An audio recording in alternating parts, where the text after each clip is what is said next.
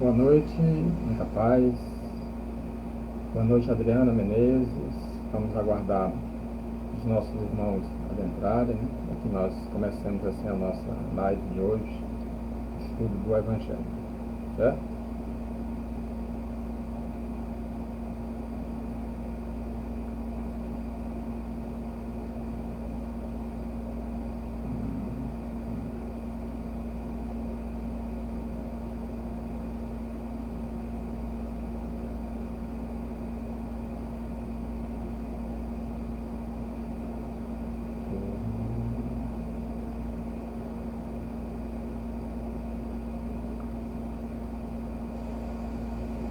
Silvana, boa noite também a Silvana Ferreira Félix.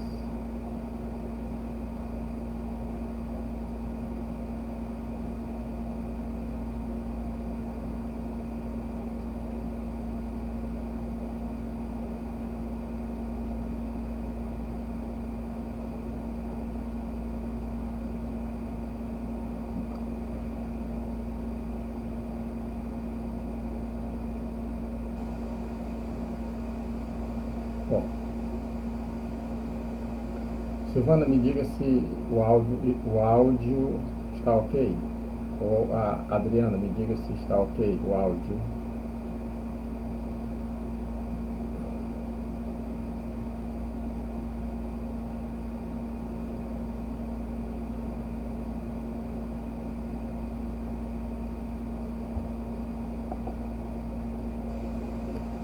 Você pode me dizer, quem é que pode me dizer se o áudio está ok? A Fernanda Oliveira, me diga se está ok o áudio.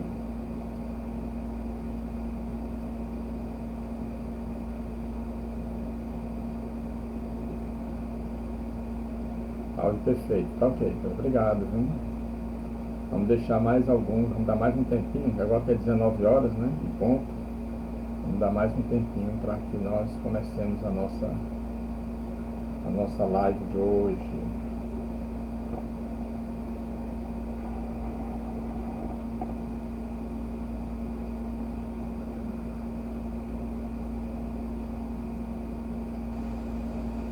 Ok, tá ok, tá ok, áudio perfeito.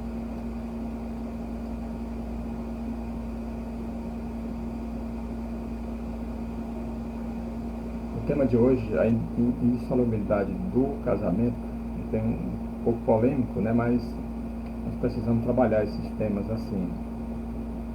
E quem estuda o Evangelho sabe que o próprio Evangelho explica a si mesmo. É o que nós vamos buscar hoje, passar para vocês através dessa passagem de Mateus, que nós vamos analisar versículo por versículo, né?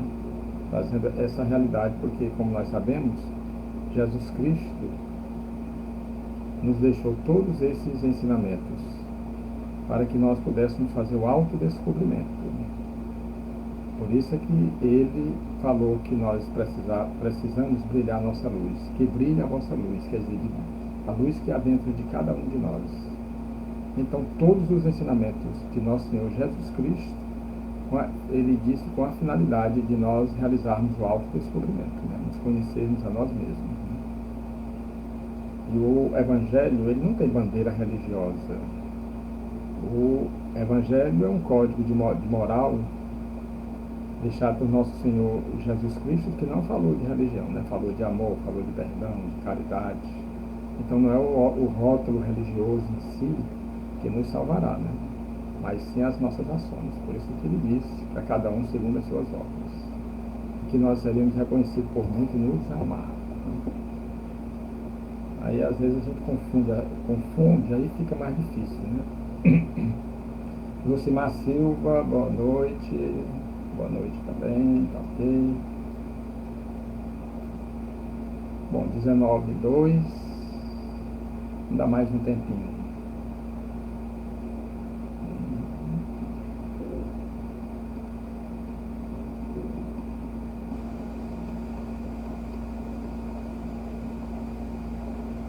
Bom, nós vamos começando aqui, lendo o Evangelho segundo o Espiritismo, uma passagem, certo? Os órfãos, isso está no capítulo 13º, o item 18. Meus irmãos, amai os órfãos, se soubesse quanto é triste ser só e abandonado, sobretudo na infância. Deus permitiu que haja órfãos para nos exortar a lhes servir de pais. Que divina caridade ajudar uma pobre criança abandonada, impedi-la de sofrer fome e frio, dirigir sua alma a fim de que não se perca no vício. Quem estende a mão à criança abandonada é agradável a Deus, porque compreende e pratica sua lei. Pensai também que, frequentemente, a criança que socorreis vos foi cara numa outra encarnação, e se pudesse vos lembrar, não seria mais caridade, mas um dever. Assim, pois, meus amigos, todo ser sofredor é vosso irmão, e tem direito à vossa caridade. Não essa caridade que fere o coração, não essa esmola que queima a mão que a recebe, porque vossos óbolos frequentemente são bem amargos. Quantas vezes eles seriam recusados, se em casa a doença e a privação não os esperassem? Dai delicadamente, acrescentai ao benefício o mais preciso de todos os benefícios, uma palavra, uma carícia, um carinho, um mimo. Evitai esse ar de proteção, que fere de novo o coração que sangra. E pensai que, fazendo o bem, trabalhais para vós e para os vossos. Um Espírito Familiar, Paris, 1860. Então, esse é o Evangelho, a passagem do Evangelho segundo o Espiritismo, e vamos agora fazer a nossa prece de agradecimento a Deus por essa oportunidade, por esse momento, por essa vida, por essa encarnação, por todos aqueles que caminham conosco nessa jornada, nessa busca incessante de nos fazer felizes e de, através das nossas ações, conquistar as moradas, Senhor, que Tu vieste nos anunciar. Sabemos, Senhor, que não vai nos faltar nada, porque a Tua misericórdia nos alcança, seja aonde for. E com certeza, Senhor, nessa caminhada, nós nunca estaremos sozinhos. Contaremos sempre com a Tua proteção e dos Teus mensageiros. Graças a Deus. Bom, meus irmãos, nós vamos agora começar o estudo do Evangelho, explicações dos versículos, né? Então, Jesus Cristo, ele sempre costumava falar através de alegorias, parábolas, né? Fazendo comparações. Porque, por causa da língua hebraica e o aramaico, eram muito pobres, como hoje ainda tem expressões, tem sentimentos, né, que nós temos dificuldade de expressar por falta de palavras. Então, na época de Jesus Cristo, ele também utilizava-se das parábolas para se fazer entender. Ele contava histórias para que o povo ali pudesse compreender os seus ensinamentos. Então, uma dessas passagens foi quando ele foi abordado pelos doutores da lei, pelos fariseus, pelos saduceus daquela época, né? E eles vieram onde Jesus Cristo estava, e eles procuravam sempre colocar Jesus Cristo contra a parede, vamos assim dizer. É tão tal que nós nos lembramos que naquele momento que eles chegaram para Jesus Cristo dizendo: é lícito, mestre, pagar o imposto a César? Imposto. Eles, assim, uma pergunta capciosa, né? Porque eles estavam querendo simplesmente incriminar Jesus Cristo. Porque se Jesus Cristo dissesse que não era lícito pagar o imposto a César, eles teriam condições de denunciá-lo a César, que Jesus Cristo estaria o quê? Estava incitando o povo a não pagar imposto. E se ele dissesse que era lícito pagar para eles, né, para os doutores da lei, também Roma poderia ir contra eles, né? E Jesus Cristo perguntou para eles quem era que tinha uma moeda, né? E algum deles chega e diz: eu tenho aqui uma moeda. E Jesus Cristo pergunta: qual é a efígie, qual o retrato que tem? De César. E Jesus Cristo diz: dá a César o que é de César e a Deus o que é de Deus. Então, várias outras passagens, Jesus Cristo se deparou assim com os doutores da lei, os saduceus, e tudo tentando pegá-lo para incriminá-lo perante as leis de Roma ou as suas próprias leis. E foi num desses momentos em que eles vieram, alguns fariseus, tentando e dizendo: é lícito ao homem repudiar sua mulher por qualquer motivo. Quer dizer, qualquer motivo. Nós devemos, para entender essa passagem, nós devemos ir lá para o Gênesis, quando, lá no livro de Moisés, primeiro livro de Moisés, né, faz parte do Pentateuco mosaico, né, em que lá Moisés escreveu dizendo que a mulher foi criada da costela de Adão. Isso já o que? Submissa à vontade do homem, né? A vontade do homem, né? Então isso não é coisa de Deus, mas sim coisa dos homens, né? Porque Deus não vai criar um ser como a mulher, que é um espírito, filho também de Deus. Ele não iria criar um ser totalmente assim dependente do homem, já que a própria doutrina dos espíritos nos explica o quê? O que é que a doutrina espírita nos explica? Que o espírito não tem sexo, ele é assexuado. Então ele pode vir numa vida como na polaridade masculina e pode vir na outra vida como na polaridade feminina. Então ele não tem, ele é assexuado, como diz a doutrina dos espíritos.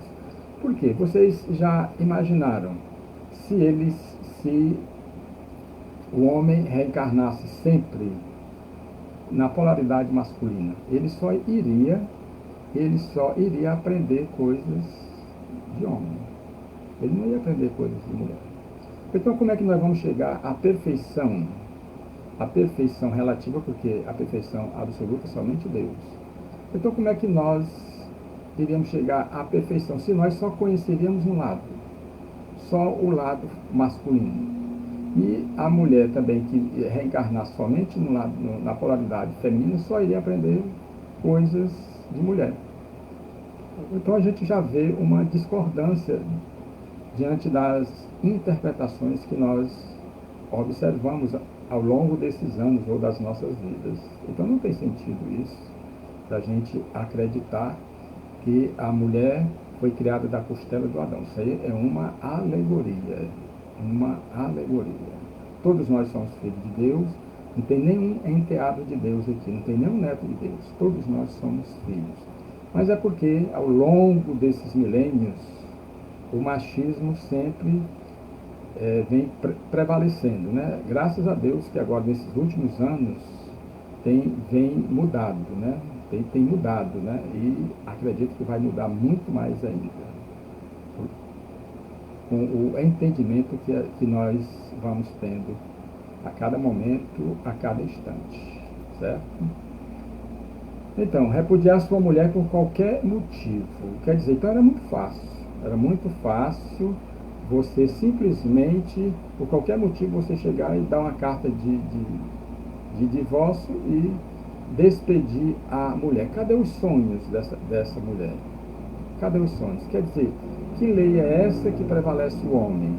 E se a própria lei de Deus, que Deus entregou para Moisés no Monte Sinai, são leis de amor, então por que o homem se não vai cumprir essas leis de amor justamente com a sua parceira, com a sua esposa, com a sua mulher ali, que está do seu lado, certo?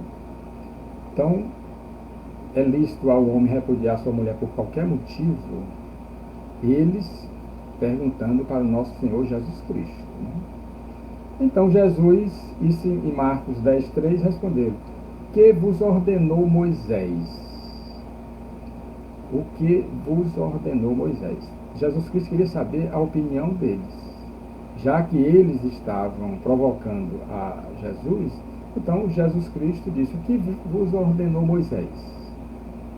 Aí Mateus 19:4, ele diz: eles, porém, respondendo, disse: não tendo lido que aquele que os fez no princípio, macho e fêmea, os fez.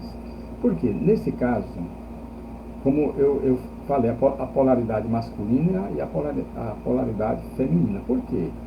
Porque sem a união dos sexos, do homem e da mulher, como é que o espírito teria condições de reencarnar aqui no mundo ou em outros mundos? Como é que seria feito o corpo físico, a indumentária carnal, o escafandro carnal? Como é que seria feito? Precisa-se da união do homem e da mulher, do macho e da fêmea, para proporcionar esse corpo, na verdade, perecível. Porque o espírito é criação divina, o espírito é eterno. Agora, o corpo não, ele é perecível, ele é retirado do fluido cósmico universal. Esse todos nós perderemos, sem exceção alguma. Então, a união justamente do homem e da mulher, nesse processo que nós ainda nos encontramos, é justamente de proporcionar, através das reencarnações, as condições para que os espíritos, nossos irmãos, tenham condições também de vir aqui ao mundo, de desenvolver as suas tarefas. E como diz o livro dos Espíritos, todos nós fomos criados simples e ignorantes, quer dizer, sem experiências. Nós precisamos passar, vivenciar as experiências que nós estamos vivendo hoje, para que assim nós possamos o quê? Diante dessas experiências, fazer aquilo que Deus, aquilo que Jesus Cristo veio nos ensinar, que é justamente o amor a Deus sobre todas as coisas e ao próximo como a si mesmo. Então nós precisamos das experiências.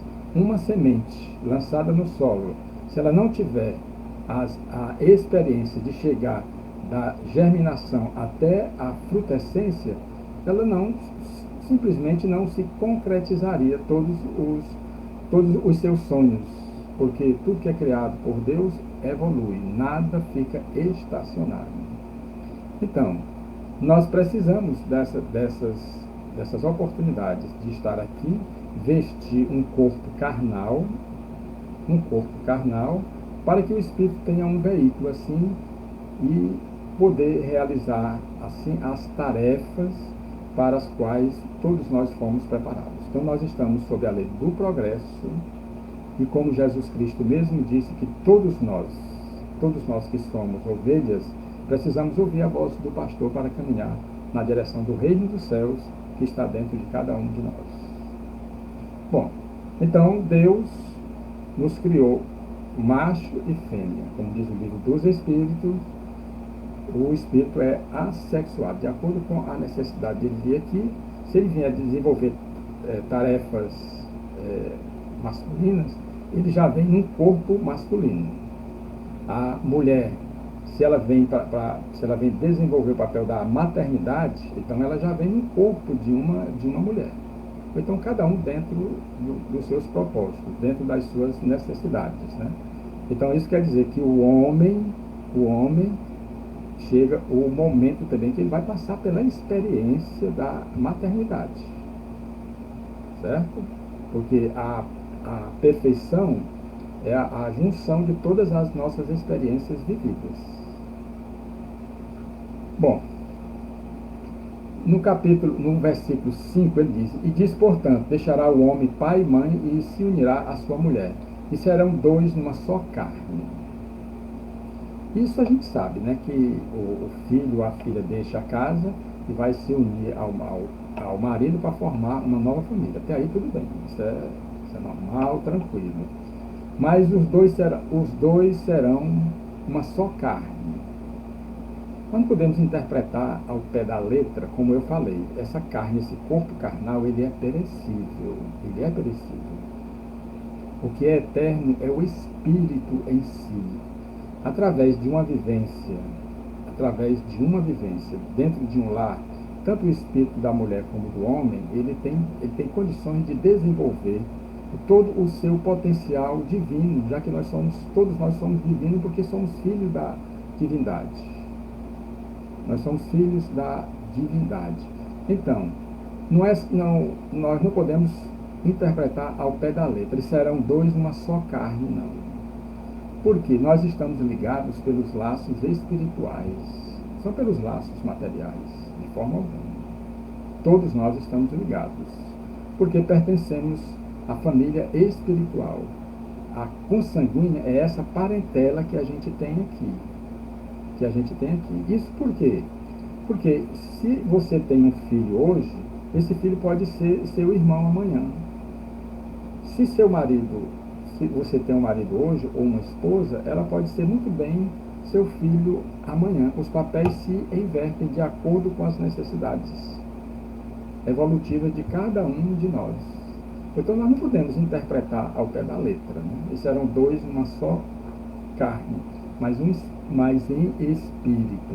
Porque através dessas experiências nós vamos nos aproximando cada vez mais uns dos outros. A carne, nós precisamos lembrar que ela não pensa. Quem pensa é o espírito.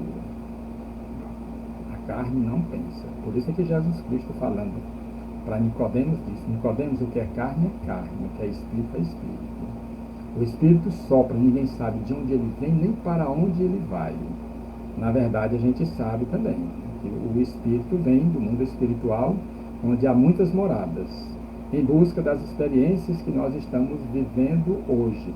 Mas Jesus Cristo deixou bem claro: o que é carne, o que é espírito, é espírito. Então, a carne são energias que pertencem, é um composto de energia que pertence a esse mundo. Quando nós deixarmos esse mundo, já que Jesus Cristo falou que há muitas moradas na casa do Pai, em outras moradas, as energias não serão tão densas como as energias desse planeta, dessa escola terrena. E assim sucessivamente, né? Então, precisamos entender da forma mais correta, né? Mais profunda, né? E serão dois numa só carne. Não. A carne simplesmente ela se desfaz com o tempo. O que prevalece é o espírito, porque na verdade é a união dos espíritos, dos filhos de Deus, dessa essência divina, é que nós precisamos desenvolver, fazer com que emane, que esse anjo que há dentro de cada um de nós possa se manifestar através das ações de amor e de caridade. Bom, e no versículo 6, continua: assim não são mais dois, mas uma só carne. Portanto, o que Deus ajuntou, não separe o homem. Quer dizer, o que Deus juntou. Nós estamos aqui pela necessidade de estarmos aqui. E a própria família que nós temos hoje. Então, nós não estamos aqui a toque de caixa. A nossa família não foi feita assim por acaso. Houve uma programação para nós estarmos juntos aqui, pela necessidade que cada um tem de crescer, de resgatar, de viver as experiências que nós estamos vivendo hoje. Então, o lar é esse cadinho que nós precisamos. É o grande laboratório, onde nós vivemos as nossas experiências, onde nós podemos trabalhar o nosso perdão, a nossa humildade, a nossa simplicidade, a nossa paciência. Por isso é que nós precisamos estar atentos, né? Então, quando Jesus fala que o que Deus juntou, o homem jamais separa, é porque toda encarnação tem uma programação. E tudo Deus sabe. Foi o que Jesus Cristo falou, que não caiu um cabelo da nossa cabeça sem que Deus saiba. Então, nós não estamos aqui por acaso. Então, se nós estamos aqui, nos consociamos com alguém, como é que nós nos encontramos? Às vezes nós nascemos aqui no Piauí, Teresina, e vamos casar com uma pessoa que nasceu no Japão. A distância é grande, mas o destino em si e a necessidade que a gente tem de encontrar aquela pessoa faz com que nós realmente nos reencontremos, né? Porque aqui, na verdade, é um reencontro. Então, pela necessidade, nós nos reencontramos aqui na Terra, nesse palco, nessa escola abençoada que Deus criou para nós. E Ele aqui nos matriculou, certo? Aí tem aquela coisa: se o homem, por exemplo, separar, as leis dos homens separar, isso não quer dizer que na próxima vida a pessoa não venha de novo. Não venha de novo. Pode não vir como marido e mulher, mas vir como irmão, vir como filho, e assim sucessivamente, de acordo com a necessidade. Certo? Bom, no item 7, no versículo 7, disseram: então, por que mandou Moisés dar carta de divórcio e repudiá-la? Então, ele respaldado nas leis de Moisés, no Pentateuco, e sim, mas as leis de Moisés mandou carta de divórcio e repudiá-la. Isso ele respondeu quando Jesus Cristo disse que Deus uniu, o homem jamais separa. Ele disse, mas Moisés disse que a gente pode fazer isso aí, da carta de divórcio e repudiá-la. Você vê como eles estavam bem respaldados, né? Mas no Deuteronômio 24:1, Moisés diz isso. Quando um homem tomar uma mulher e se casar com ela, então será que, se não achar graça em seus olhos, por nela encontrar coisa indecente, far-lhe-á uma carta de repúdio e lhe dará na sua mão e a despedirá da sua casa. Da sua casa. Quer dizer, uma lei que vai prevalecer somente o homem. A mulher não poderia fazer o contrário. Então, que lei é essa? Não é lei de Deus. Porque as leis de Deus são para todos os seus filhos. Nesse caso, a lei de Moisés só prevalecia o homem. Por quê? Porque no início a sociedade era totalmente machista, né? Como hoje nós ainda vemos ainda, mas muito melhor. E vai cada vez mais melhorar, né? Nesse caso aí. Então não tem sentido. Não tem sentido o que Moisés falou muito tempo antes, como a primeira revelação. Então é uma lei daquela época que Moisés escreveu. É como hoje também as leis humanas. As leis humanas não precisam ser refeitas, porque com o passar do tempo elas perdem o sentido. Assim também que Moisés escreveu. Escreveu para o seu tempo, mas depois de milhares de anos, não tem mais sentido você interpretar ao pé da letra o que Moisés falou. É tão tal que a gente se lembra que Moisés, depois de receber as tábuas da lei, os 10 mandamentos, ele demorou um pouquinho, quando ele voltou, aquele povo que ele estava conduzindo em busca da terra de Canaã, já tinha se cotizado em ouro e tinha fundido o boi ápice, né, para adorar. Quer dizer, a necessidade que a gente tem de adoração a um ser superior. Infelizmente, nós ainda precisamos ver. Por isso é que nós vemos tantas imagens de Deus assim que para ferir os nossos olhos. É por isso que a proposta do Evangelho é de nós fazermos o autodescobrimento, porque através do autodescobrimento nós vamos encontrar Deus, o reino dos céus que está dentro de cada um de nós. Nós vamos deixar de adorar as imagens. Eu não reprovo de forma alguma, se você realmente acha ou acredita que você ali diante de uma imagem, você se acha com mais capacidade de fazer a sua oração, de fazer a sua súplica, tudo bem. Tudo bem que a própria doutrina dos Espíritos, Allan Kardec diz que fora da caridade não há salvação. Então, essas imagens que nós cultuamos, e quantas vidas nós não tivemos? Quantas vidas?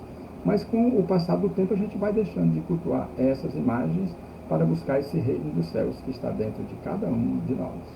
Então, aquela pessoa que gosta de acender sua velhinha para fazer sua prece, pode continuar fazendo. Com o tempo a gente vai deixando. O importante é a gente buscar sempre a sintonia com o nosso Pai Criador. O importante é isso. Bom, é como Jesus Cristo disse quando ele estava na casa de Marta, de Maria, de Marta e Lázaro, né? E Marta mais atarefada nas coisas de casa, né? E Maria mais atenta ao que Jesus Cristo falava. E Jesus Cristo, em dado momento, recriminando a Marta, disse: Marta, Marta, anda muito atarefada, mas bem pouca coisa é necessária. Isso aí na casa dos irmãos.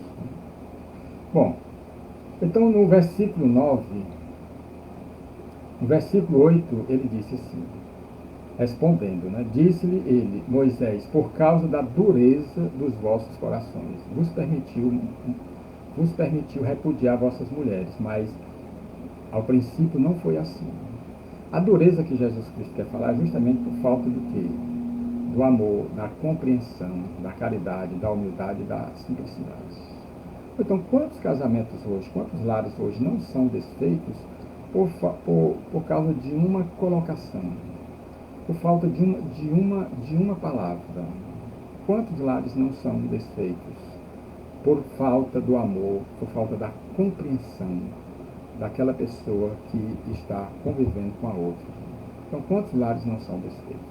E quantos lares não são programados no plano espiritual?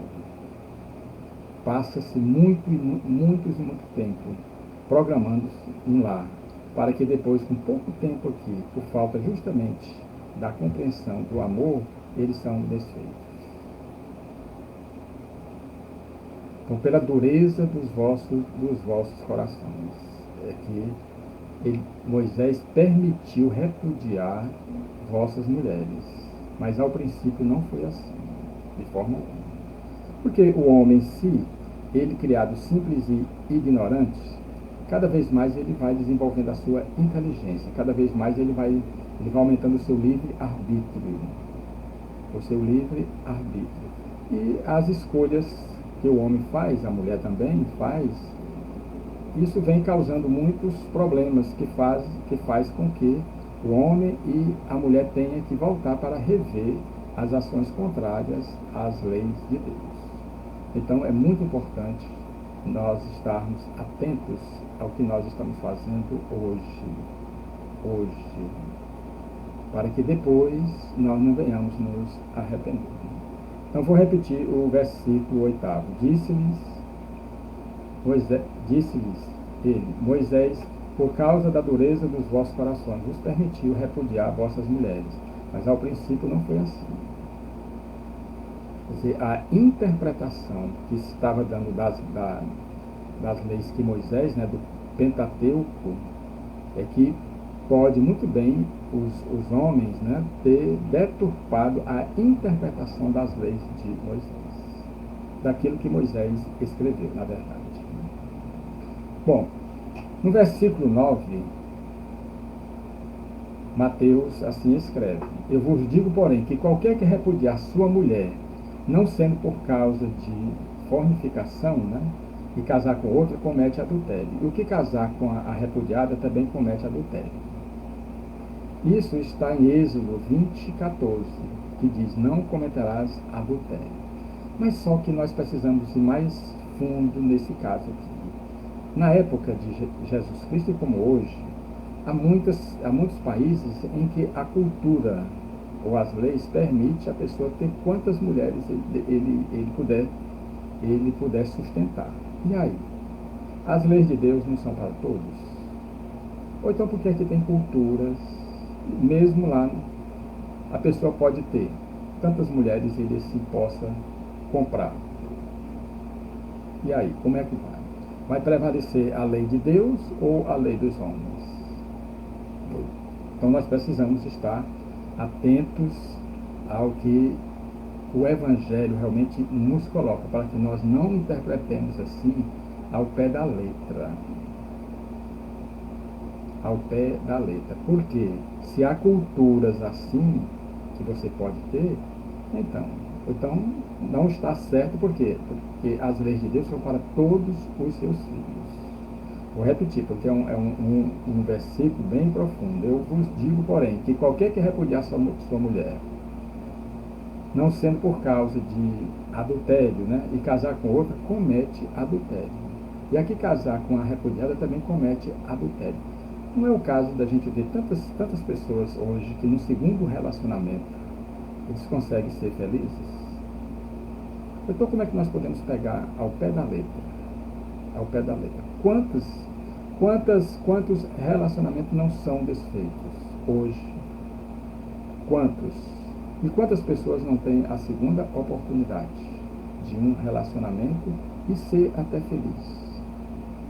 E aí, como é que nós poderemos interpretar isso aí? Vocês podem perguntar, sim, mas você falou que tem uma programação. Quando a gente vai chegar aqui na Terra, nós já fizemos uma programação de quem é que vai ser a esposa ou o esposo até os filhos. Sim, mas só que nós temos o livre-arbítrio. o livre-arbítrio. A pessoa pode muito bem tropeçar aqui, acolá, né? Então, e a pessoa vai ficar sem uma segunda chance. Eu não estou aqui fortalecendo aqui as separações, não. Eu estou aqui comentando justamente que a pessoa pode ter no segundo relacionamento, ele pode encontrar, ele pode se refazer, ele pode viver as experiências que ele precisa viver, ou precisava viver. No livro nosso lá do André Luiz, nós podemos comprovar assim, daquela esposa, ou daquele esposo, daquele homem, ou daquela mulher, esperando que a mulher que ele viveu aqui na Terra, chegue o momento dela voltar para a pátria espiritual. E lá eles se reencontraram.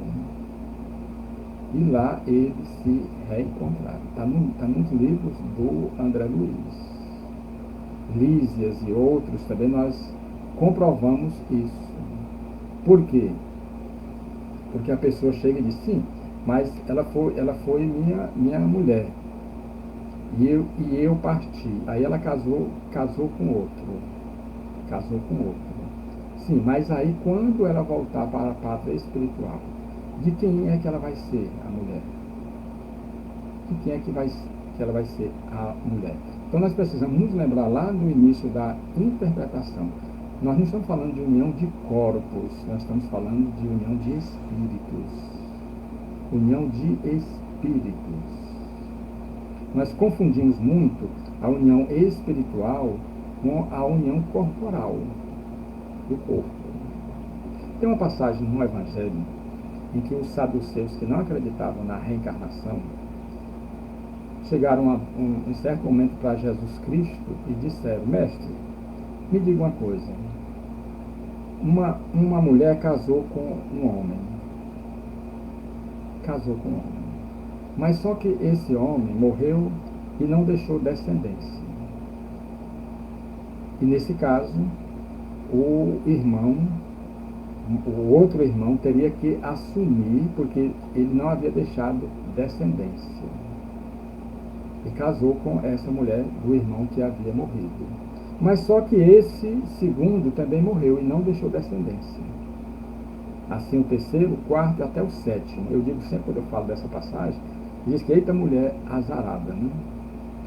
Mas certo que os saduceus dizem, bom, mestre, já que todos os 7 a tiveram como mulher, na ressurreição de quem ela vai ser esposa? E Jesus Cristo responde que na ressurreição serão como anjos do céu. Não casarão mais e não se darão em casamento. Por quê? Porque chegou esse momento das experiências que nós já vivemos, como eu falei do início. A união sexual, a união de corpos, é justamente para dar condições para que os espíritos, nós tenhamos um corpo aqui na Terra. E nós vivamos assim as nossas experiências de amor, de caridade, de humildade e de simplicidade. Então Jesus Cristo respondeu, serão como anjos do céu, não mais precisarão reencarnar, não mais precisarão ter um corpo físico, não mais precisarão casar. Então está no próprio Evangelho explicando o Evangelho. Serão como anjos do céu. Por quê? Porque os laços espirituais vão se apertando cada vez mais, e esse espírito não vai mais precisar passar por essa fieira de encarnações, precisando assim de um corpo físico, certo? Bom, no versículo 10, eles continuam. Disseram os seus discípulos, se é assim a condição do homem relativamente à mulher, não convém casar. Né? Quando Jesus Cristo esclareceu melhor para eles, chamando-os à razão, eles estão, Senhor, então não adianta casar. Para quê? Para que casar? Quer dizer, eles queriam casar com esse direito de qualquer coisinha dar a carta de divórcio, como Moisés havia Havia dito, havia escrito, né? Quer dizer, eles queriam se prevalecer, mas Jesus Cristo foi contrário a isso. Bom, em Hebreus, nós vamos encontrar uma passagem de Paulo de Tarso, né, que quem lê as epístolas de Paulo pode ver que Paulo era bem duro com a mulher. Né? Ele chega e diz o seguinte, em Hebreus 13:4: o casamento é honroso entre todos, e o leito sem mácula, mas os fornicadores e adúlteros, Deus os julgará. Isso Paulo falando, né? Paulo falando. Lógico que tudo aquilo que a gente faça contrário às leis do amor, à lei do amor, nós teremos que ressarcir. Porque o que Jesus Cristo falou dos 10 mandamentos, ele resumiu os 10 mandamentos: amar a Deus sobre todas as coisas e ao próximo como a ti mesmo. Então, ele está falando também para a gente amar os filhos, amar a esposa ou o esposo, não é isso? Se amar a Deus sobre todas as coisas e ao próximo como a ti mesmo, a esposa ou o esposo é o meu próximo. É o meu próximo. Mas aí tem aquele caso, né? Tem aquele caso também, os casamentos hoje no mundo, na sua maioria, serem casamentos provacionais. Provacionais. A necessidade que o espírito tem, de dois espíritos que estão ali para reviver experiências fracassadas do passado. Nada acontece por acaso. Por isso é que tem casamentos aqui que são pessoas, que são espíritos que vão até o final, que é sempre naquela alegria, naquela ternura, aquela coisa bem boa, né, vamos assim dizer. Né? Já tem outros que são atribulados, é aquela coisa e tudo, porque são espíritos que estão se ajustando e que precisam estar juntos. Como é que eu posso me ajustar? Como é que eu posso me aproximar de alguém se eu ficar distante? Eu tenho que estar junto. É aquela coisa de muita gente perguntar assim, mas Deus sabendo que essas duas criaturas não vão dar certo, por que é que Deus une assim, os dois num casamento, já que não vai dar certo? Mas é preciso que a gente insista e viva as experiências que possam fazer com que nós transcendamos as moradas que Jesus Cristo veio nos anunciar. É assim que a gente precisa entender. É uma necessidade de nós estarmos juntos. É uma necessidade de nós estarmos juntos aqui nesse mundo, aqui nessa escola. Nós já estivemos em outras escolas, porque antes do planeta Terra existem outras escolas, muitos outros mundos inferiores, como também existem outros mundos superiores. Certo? Então, se é a condição relativamente, a mulher não convém casar. Mas só que a reencarnação, mesmo sendo o casamento, mesmo sendo uma lei humana, mas ela não deixa também de ser divina. Por quê? Porque é uma aproximação dos filhos de Deus pela necessidade que eles têm de caminhar juntos. Bom, no item 11º, continua Mateus, né? Ele, porém, lhe disse: nem todos podem receber essa palavra, mas só aqueles a quem foi concedido. Isso quer dizer o quê? Que à medida que nós vamos evoluindo, à medida que nós vamos expandindo a nossa consciência, nós vamos compreendendo melhor. Nós vamos compreendendo melhor tudo aquilo que se passa ao nosso redor. Nós vamos fazendo com que tudo se desabroche de dentro para fora de cada um de nós. Essa necessidade que a gente tem de entender, na verdade, as leis de Deus. Essa necessidade que a gente tem de entender as leis de Deus. Por quê? Porque as leis de Deus, elas são importantes para nos guiar, e em nos guiando, elas vão nos levar aos propósitos para os quais nós fomos criados. O Napoleão aqui, Barros Filhos, ele, no caso do casamento, noivado, quando ele se desfaz por traição conjugal, quais as consequências espirituais desse ato? Olha, a gente tem que ver os interesses, primeiro, de um noivado. de uma comunhão. Porque hoje nós vemos as coisas não do jeito que Deus, ou do jeito que tem que ser. Muitas vezes por trás de todo aquele envolvimento tem interesses que não são aqueles interesses que na verdade nos trouxeram aqui a este mundo, né? A este mundo. Depois que você passa a conviver com alguém, então você vai conhecendo aquela pessoa. E quando chega um certo momento, você chega à conclusão de que não era aquela pessoa que você estava procurando, né?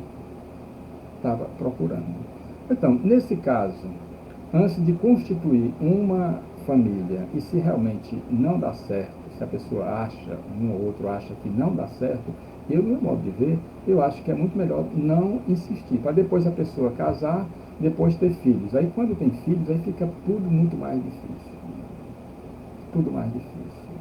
Isso não quer dizer que se no noivado não deu certo, não quer dizer que esse noivado que nós estamos, que todos estamos por esse reino dos céus, não vai continuar.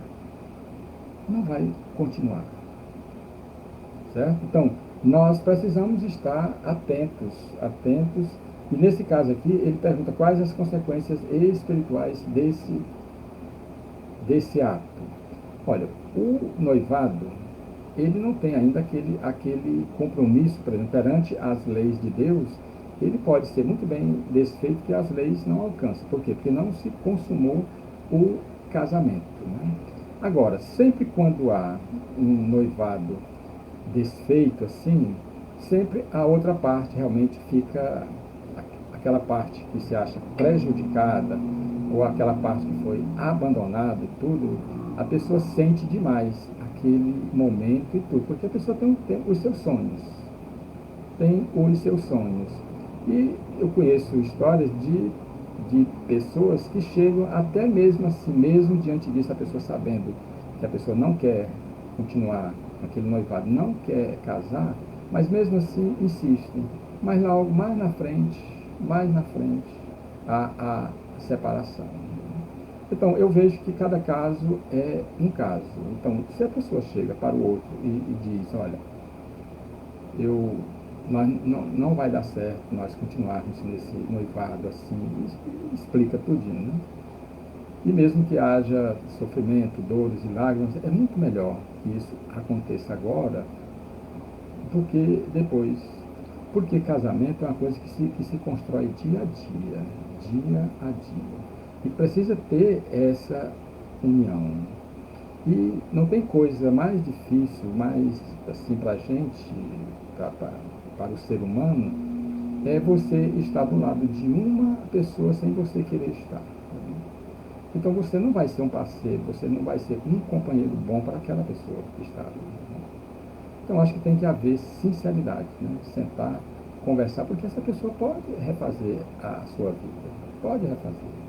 Agora, a gente sabe também de casos de pessoas que, quando desmancha um noivado, fica ameaçando que vai acontecer isso, que vai fazer isso, aquilo outro. Isso não ajuda em nada, né? Não ajuda em nada. Eu acho que tudo tem que ser espontâneo. Já é difícil quando é espontâneo, imagine se for sob pressão, né? Então, nesse caso, Napoleão, é uma coisa que depende de cada um, daquele momento que você está vivendo, né? Porque, na verdade, eu sempre digo que se nós viemos a esse mundo e não lutarmos pela nossa felicidade, a vida teria sido em vão, ou terá sido em vão, né? Por isso é que nós precisamos fazer todos os nossos esforços para buscarmos isso, para buscarmos a nossa felicidade.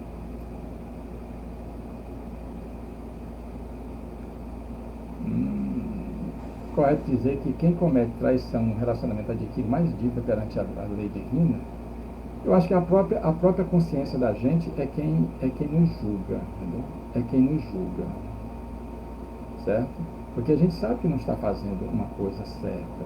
Que você sabe que aquela pessoa, o parceiro ou a parceira está se doando. A gente vê aquela alegria e tudo, para depois você ter um relacionamento extraconjugal, né? Então, como é que a pessoa sente dentro de si, estando ali em casa e tudo, você sabendo que está enganando alguém? Então, isso aí vai mais assim da posição em que a pessoa se encontra espiritualmente. Porque tem muitos que fazem, acham que está certo. Que acham que está certo. Então, cada cabeça uma sentença. Mas que a dívida maior é da nossa própria consciência. Da nossa própria consciência. E primeiro porque um dia pode ser descoberto. E aí? Como é que a pessoa vai ficar? Então, essa pessoa que foi enganada durante muitos anos, ela pode muito bem não perdoá-lo. Não perdoá-lo de forma alguma. E esse não perdão dessa pessoa cria-se a mágoa, o rancor. E essa pessoa pode muito bem, depois cobrar por essa traição. Por essa traição. Aí o que é que pode acontecer? Na outra vida, essa pessoa vir com essa mesma pessoa, com esse mesmo marido, e isso fica dentro dela, ela pode muito bem retribuir, traindo ele também. Bom, e na próxima, como é que vai ser? Como é que vai ser? Aí ele vai ficar magoado, porque ele foi traído. Mágoa, aí na próxima encarnação, ele pode ter o quê? A mulher como uma filha que vai dar um trabalho danado para ele. Então, o melhor é nós vivermos de acordo com as leis de Deus. Nós sabemos que isso é difícil, principalmente no mundo que a gente vive hoje. Mas é importante que cada um de nós faça a sua parte. Porque todas as vezes, quando nós prejudicamos alguém, nós estamos infringindo as leis de Deus, que estão escritas na nossa consciência. Nós vamos para onde nós formos, essa lei de Deus, as leis de Deus nos acompanham. Bom, é uma roda, não deixa de ser, né? Aquela coisa, o que nós fizemos contrariamente à lei do amor, nós vamos ter que rever. Certo? Aí a pessoa pode chegar e dizer, sim, mas tem coisas muito piores do que a pessoa faz. Sim, no seu entendimento você pode até pensar assim, né? Mas é muito melhor nós seguirmos o que Jesus Cristo disse: amar a Deus sobre todas as coisas e ao próximo como a ti mesmo.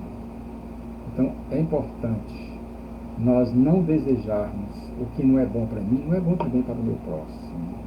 Por isso é que Jesus Cristo disse que se eu dizer seja sim, sim, não, não. Quando o Napoleão falou do noivado, se você acha que esfriou, e se você entendeu que o noivado é justamente para isso, para você entender, para você avaliar todo aquele relacionamento. Então, se você chega e acredita que não é a pessoa, você gosta dela, mas não é para ser sua esposa, então é melhor você ser sincero. É melhor você ser sincero, porque você pode simplesmente ser infeliz e também fazê-la infeliz. Então, por isso é que Jesus Cristo disse que se eu dizer seja sim, sim, não, não. A traição que Jesus Cristo passou na verdade, por Judas Iscariotes, né? Toda traição é falta de confiança, né? É aquela decepção que a pessoa tem do outro. Mas nós temos condições de superar tudo, nós temos condições de avançar sempre nesse processo de crescimento que todos nós nos encontramos. Sabemos que uma vida hoje, a dois, ela é muito difícil. Mas por que é difícil? Pelo estado evolutivo em que nós nos encontramos. E a sociedade que a gente vive hoje está mais difícil ainda, pela liberdade que os seres têm. como eu falei no início dessa live, hoje se destrói, se desfaz um lar com muita facilidade. Com muita facilidade. Nesse caso, por exemplo, se você está dentro da sua casa, vivendo com sua família, e o relacionamento não está assim tão bom e tudo, e você entra numa relação extraconjugal e a pessoa sabe disso. A pessoa sabe disso. Essa pessoa que sabe que você tem seu lar e tudo, mas mesmo assim aceita, qual é a contribuição dela? Qual é o endividamento dela nesse processo? Nesse processo. Né? Nesse processo. Com certeza ela contribuiu para para que esse lar fosse desfeito. Então, nesse caso aí, já é um resgate coletivo que ela vai ter justamente com esse marido que está saindo de dentro de casa. E a gente sabe hoje, pelo que a gente vive, que tem pessoas que gostam que destroem um lar e fica com o marido da outra, né? Mas só que daqui a pouco vem outro e toma aquele marido também. Então, são essas coisas que nós vemos todos os dias aqui. E como eu disse, hoje está muito mais difícil pela liberdade. Mas se tem essa liberdade, é porque nós precisamos viver o que nós estamos vivendo hoje. Que o casamento está fadado a deixar de existir, eu não acredito nisso não. Eu acho que foi uma grande conquista da humanidade.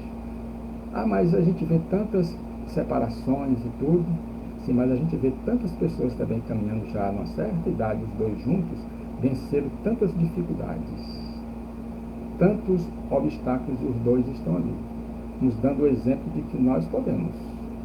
Basta somente nós nos esforçarmos a todo momento, a todo instante. Vai depender de cada um de nós. Vai depender de cada um de nós. Então, nessa passagem que nós trabalhamos hoje, é muito melhor nós estarmos atentos quanto aos nossos relacionamentos, quanto às nossas propostas, os nossos anseios, a constituição de uma família, porque uma constituição de uma família é muita responsabilidade. É muita responsabilidade. Mas tem um caso também. Aqueles que não constituem família, aqueles que gostam de viver de aventuras e tudo, eles são sempre pegos pela idade, pelo tempo. Chega mais ou menos a 50, 60, 70 anos, estão sozinhos. Não tem um filho, não tem um neto, não tem ninguém. E aí? O que é melhor para nós, na verdade? O que é? Porque tem gente que acredita que não, o melhor é curtir a vida e tudo mais, ter não sei quantas parceiras e tudo e tal, mas e aí, meu amigo? Quando chegar a velhice, o que é que você vai fazer? E quando a gente chega na velhice, nós temos os filhos, nós temos os netos, para nos compensar todos os nossos esforços. Todos os nossos esforços. Então precisamos estar atentos às nossas ações. Às nossas ações. É muito melhor hoje, como a lei hoje permite esses relacionamentos que a pessoa vive, e que até um certo ponto eu concordo com isso aí, mas tem que ter um certo cuidado, né? As pessoas, principalmente as mulheres, precisam ter a sua estabilidade, precisa ter o seu emprego, precisa custear as suas próprias despesas, ter a sua própria vida, né? Mas mesmo assim, nós sentimos a necessidade de ter um lar harmônico, nós sentimos essa necessidade de ter os nossos filhos e os nossos netos. Isso é muito importante. São fases da nossa vida que a gente não pode deixar de realizar e também não pode pular, de forma alguma, porque uma fase está atrelada à outra. Porque a pessoa tem a pessoa tem condições. Antes de casar, brincar, curtir e tudo. Bom, agora vai chegar o momento, agora que eu vou casar e tudo, e vou constituir um lar. Hoje tem tantos espíritos no mundo espiritual que já tiveram várias oportunidades e tiveram dificuldade de manter um lar. Então, quantos não estão retornando agora com essa finalidade? Nós precisamos aprender a viver em grupos, nós precisamos aprender a viver com aqueles que Deus coloca ao nosso redor. Porque a solidão realmente é muito difícil, porque é muito difícil e nós precisamos nos libertar. E como diz Joana de Ângeles, só é solitário quem não é solidário. E nós precisamos estar despertos para a realidade e que nós precisamos viver. Então, tenho que agradecer, né, a vocês por mais essa oportunidade, né, de nós trabalharmos o Evangelho versículo por versículo, né, e que, para finalizar, nós precisamos entender a união física, que tem a finalidade de dar oportunidade dos espíritos vir aqui ao mundo e viver as suas experiências, já que nós somos criados simples e ignorantes. Os verdadeiros laços são os laços espirituais, não são os físicos, porque os laços físicos eles se desfazem com o tempo. E nós precisamos preservar os laços espirituais. E os laços espirituais só se preservam através do amor, da caridade, da humildade, do perdão. Atentemos bem para isso. Porque nós precisamos colocar tudo em prática o que Jesus Cristo nos deixou. Que nós seríamos reconhecidos por muito nos amar. E nós precisamos nos amar como nós somos, para que nós possamos amar ao nosso próximo e amar também a Deus. Então, meus irmãos, eu só tenho a agradecer a vocês por mais essa oportunidade que vocês nos oferecem, a Casa Samaritana, e de nós termos trabalhado um tema assim polêmico, né? Mas, com certeza, esse tema se resume. Se eu tiver amor, se eu tiver consideração, eu vou procurar tratar bem as pessoas que eu encontro no meu caminho. Com certeza, eu vou tratar bem. Quer dizer, aquilo que não é bom para mim, também não é bom para o meu próximo. Então, eu vou procurar avaliar tudo aquilo que eu estou vivendo hoje para fazer o melhor que eu acredito que seja. E o melhor é sempre não prejudicar aquele que está do nosso lado. Não tolher, não aparar as asas dos seus sonhos. Então, meus irmãos, mais uma vez, eu agradeço a todos vocês e que todos nós possamos ouvir a voz do grande pastor das nossas vidas, nosso mestre amado Jesus Cristo, quando ele disse: vinde a mim todos vós que estáis cansados, oprimidos, enfermos, desesperados, que eu vos aliviarei. Tomai sobre vós o meu jugo, que leve o meu fardo é suave. Sabei que sou manso e humilde de coração. Aí encontrarei repouso para as vossas almas aflitas e angustiadas. Eu sou o pão da vida, aquele que come do meu pão jamais terá fome. Aquele que bebe da minha água jamais terá sede. E aquele que caminhar comigo jamais andará em trevas. Eu sou a ressurreição e a vida, aquele que crê em mim, mesmo morrendo, viverá. Pedi e obtereis, batei a se vos-á, buscai e achareis. Todo aquele que pede, ele recebe. Todo aquele que busca, ele encontra. Todo aquele que bate à porta de Deus, a porta se abre.